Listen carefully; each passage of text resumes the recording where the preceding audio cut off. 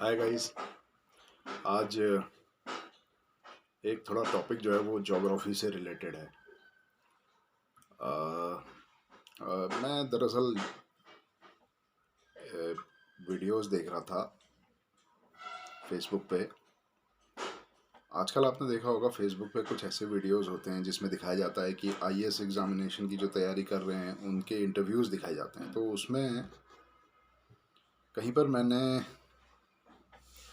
Question उन्होंने पूछा कि दुनिया में इतना झगड़ा क्यों होता है, लोग लड़ते क्यों हैं आपस में।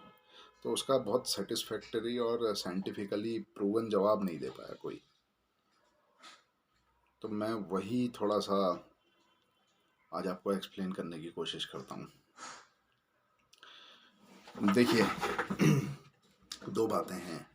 पहली बात जो है वो है सूरज, जो हमारा सन है, उसकी एक साइकिल होती है। और वो जो सोलर साइकिल होती है उसका डायरेक्टली इम्पैक्ट धरती पे पड़ता है, लाइफ पे पड़ता है। तो एक रिसर्च मैंने पढ़ी थी, उसमें ये था कि कुछ सालों में, कुछ वर्षों के अंतराल में सोलर फ्लेयर्स की जो साइकिल होती है उसका जो रेडिएशन होता है वो कम होता है, घटता बढ़ता रहता है। तो जब वो बढ़ता है तो धरती पे उसका असर कुछ और होता है, जब वो कम होता है धरती पे उसका असर कुछ और होता है। धरती की बात इसलिए कर रहा हूँ क्योंकि लाइफ सिर्फ धरती पे ही है, बाकी प्लैनेट्स पे हमें अभी देखना नहीं है। तो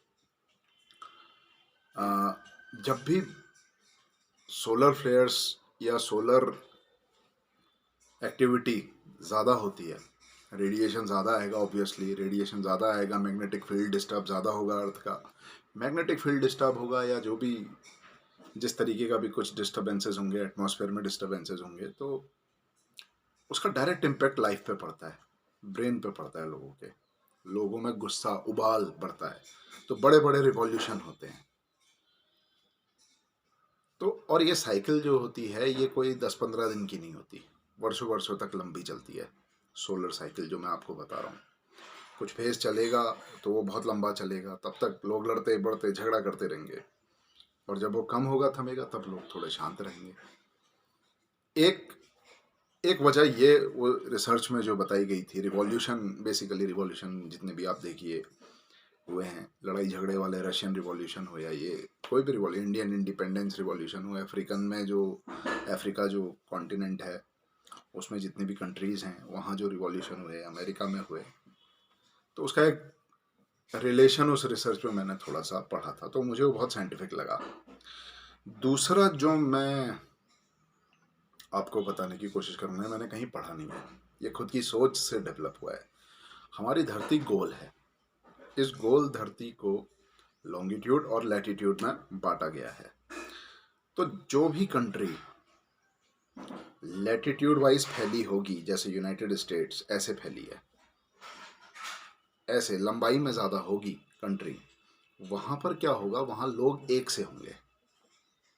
और जो भी कंट्री इस तरीके से फैली होगी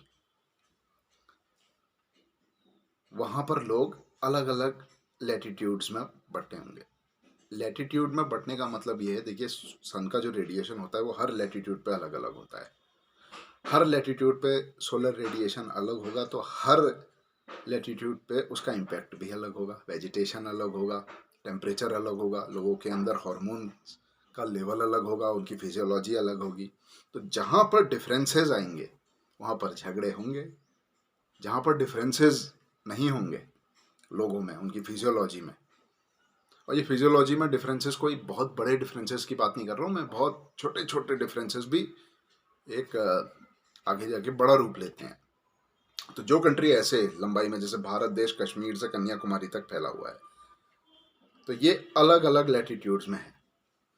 आप देख लीजिए, हिमाचल प्रदेश और उत्तराखंड जो है वो करीब करीब एक से हैं, उनकी बोली एक सी है, उनका लोगों का रहन सहन एक सा है, क्योंकि एक ही लैटिट्यूड में है, जबकि दोनों अलग अलग स्टेट्स हैं।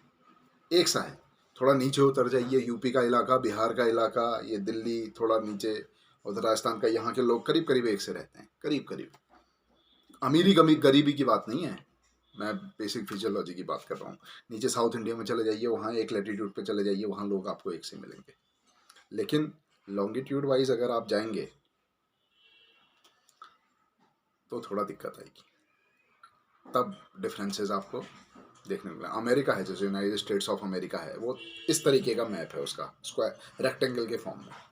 अब रेक्टेंगल के फॉर्म में क्या है, उसका फैलाव इस तरीके का है, उसमें अलग अलग लॉन्गिट्यूड्स हैं, लैटिट्यूड्स बहुत कम हैं। जहाँ लॉन्गिट्यूड्स ज़्यादा होंगे,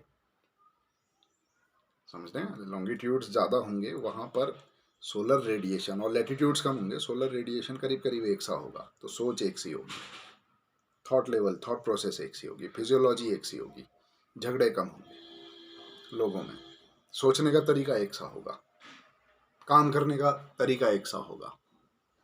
अब वहीं इंडिया में अगर आप बात करें तो इंडिया में क्या है, इतने ज़्यादा डिफरेंसेस हैं लोगों में, कल्चरल डिफरेंसेस हो, फिजियोलॉजिकल डिफरेंसेस हो, तो वहाँ पर टकराव, फिर स्थिति थोड़ी सी बढ़ जाती है। तो ये एक मुझे जो साइंटिफिकली वजह समझ में आई, मैंने आपको बता दी। अब ये कितनी सही है या गलत है, ये थोड़ा रिसर्च का टॉपिक हो गया।